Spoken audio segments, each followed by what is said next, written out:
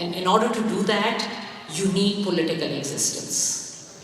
For any community to be successful, you need to be part of the political system.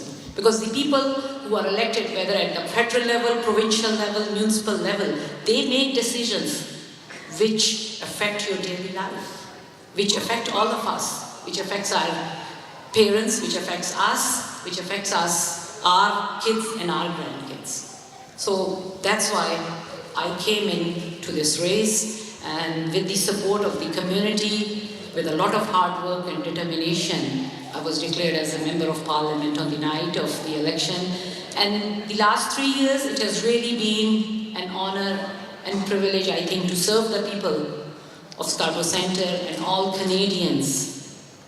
In this year, I went through some health challenges. I think majority of you know that. I was diagnosed with non-Hodgkin's lymphoma back in February.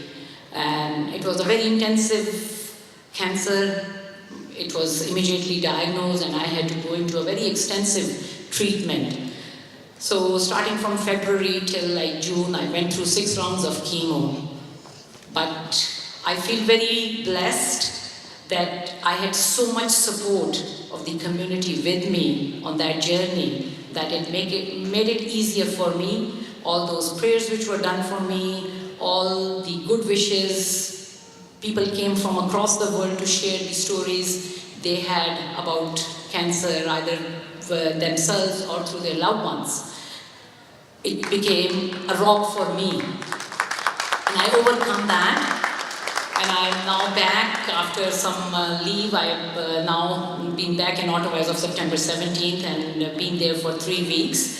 But one thing which came out of that is that, yes, diversity is one of our strengths. We are very, very lucky that we are in Canada, where diversity is never considered a barrier. And we have many examples which show that diversity is strength and will remain strength, but still there are some isolated incidents where we feel that I think we need to do more work. For that, I need your support. I was questioned. I didn't wear hijab before that, and after once I went through my chemo, you know the after effects of chemo, I prefer to wear a hijab rather than a wig. So I was questioned by some right-wing extremists that why I'm wearing a hijab. And I had to, I hope this situation would not have come, but I came to that point. I was questioned by some of my constituents when I started going back to the community that why you have started wearing hijab, like do you represent everyone? I said it is same human being. Whether I wear a hijab or not, my determination to work for the people is the same. But when I was attacked on the Twitter and it became viral, I said, I'm wearing it for medical purposes, but I will always stand up for those women who want to wear hijab.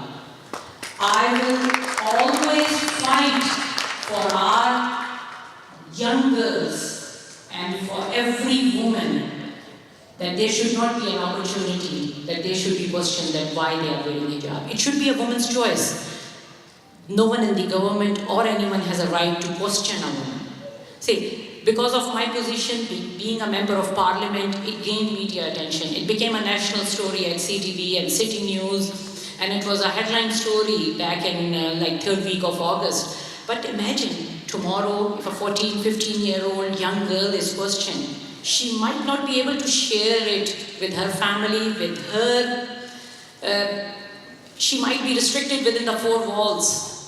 So I think it is really very important that we have our representation. And now I had back in, on 31st of May, when I went after my illness for a day to Ottawa and made a statement on, it was Ramadan at that time, I was the first woman to speak from the House of Commons in a hijab. I think this is one big barrier that we have been able to pass it.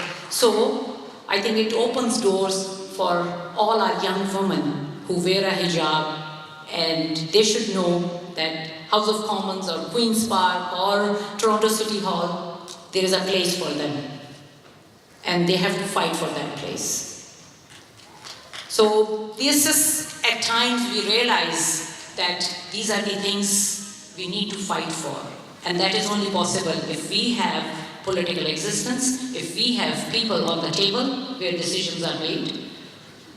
Some people in my riding, I think, like at federal and provincial level, not at municipal level, like we fight on individual views and all that, but at federal and provincial level in Canada, it's partisan politics. And I, being the Liberal member, we talk about our Liberal values. There are a lot of opportunities to do partisan politics. But my illness of this cancer highlighted one more thing, that sometimes politics can, in politics, some people can go very low. Some people took advantage of my health to get support for, to get some votes. The Conservatives in my riding did robocalls while I was sick that there might be a by-election in this riding, and so please sign up for Conservative membership. I think that's going very low. There are a lot of opportunities to do partisan politics, but not when a person is fighting with their life and death. It created a lot of confusion, a lot of fear for my staff, my supporters, my friends, and especially for my family. I'm a mother of 2 teenagers, 20 and 18-year-old. It created a lot of fear for them when they were questioned by their friends. Oh, is your mother resigning? Is she not well? Is she not recovering from her chemo? So these are the questions which created a lot of fear. I think we need to go above these things. And more awareness we create, that's how we can fight many of these things. Recently, last week, I had the opportunity of meeting some executives from the Canadian Cancer Research Society, and we will do our best that what support we can provide to the survivors. So, do you want to go into what we do as MPs later on, or now? You have the floor. Go for it. How much time? We will give you as much time. Okay, so I'll be quick. We have to listen from Lord Nazir also. So the last 3 years, I have been had the privilege of working with the community very closely and doing what best we can do. And as a Liberal government, I think we have brought in some policies which have been beneficial to our middle class, for which I put my name in the hat. Policies like Canada Child Benefit, creating more youth jobs, lowering the tax rates for the middle class. I think we have been able to achieve a lot. And this week has been really great for Canada, and I think for every Canadian, that we have been able to sign US Mexico-Canada agreement, an updated NAFTA, which will create even more middle class. But I think as an individual, I feel that when you serve some people, I'll just share a simple story with you. I was hit by cancer. I know what it means going through that, what it means for the family. There was one family whose father went through the same, and it's a coincidence. He was also diagnosed with non-Hodgkin's B-cell lymphoma and has 3 young kids. And the wife is not a working woman, she was a housewife. He was not able to respond to chemo. They had no other relatives here in Canada. And his brother wanted to come and see him. His visa was rejected. They came to me, we worked, and his situation went down and down. We worked with our immigration minister, and we were able to get him to Canada to see his brother. And the day he landed in Canada, after 2 days, his brother passed away. It meant so much for that family, and it just brought tears into my eyes. But I said to myself that I was able to help someone. That person, even in his coma, was taking the name of his brother. So imagine he was able to die with his brother on the side. So there are some incidents like this that where we can make a difference in the lives of the people. And if you can sleep at night saying to yourself, yes, you did your best and you made a difference in in reuniting families or helping our youth. I think that's what inspires you more, that creates more determination to continue the work. There is a lot of work which we need to continue doing as a community for our, especially for our seniors, for our future generations, and I look forward to the support of the community for that. So we'll pass the mic to the next speaker, and if there are any questions, I'll come back. Thank you. Thank you, sir. Your story is still an inspiration for all of us. I can tell you that regardless of people's political leanings, the entire community stands behind you. Let's give it a round of applause, please.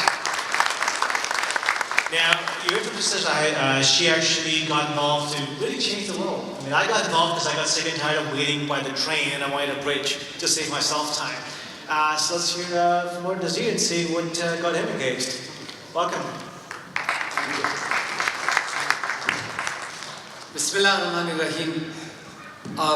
Very distinguished brothers and sisters, Assalamu alaikum. Let me first of all say to Sister Salma, Zishan and all the parliamentarians from Muslim background and councillors that how proud we are that you are elected and there are 10 members of parliament in Canada now and many councillors. That all Muslims, that it doesn't hurt to put your hands together with the...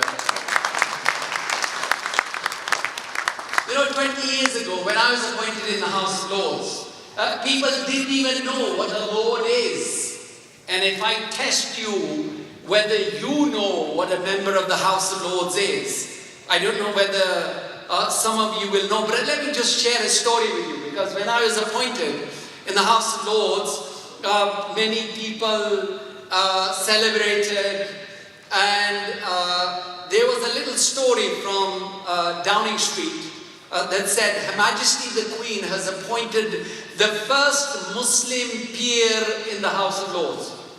And some of our Maulanas protested and said, peer is our religious matter and Her Majesty has no right to appoint peers. Here. Here.